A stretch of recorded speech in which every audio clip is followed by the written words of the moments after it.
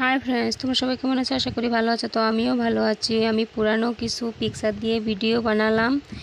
তো ভিডিওটা কেমন লাগলো অবশ্যই তোমরা কমেন্ট করো, আর ভালো লাগলে লাইক সাবস্ক্রাইব করে দিও ওই বন্ধুটাকে।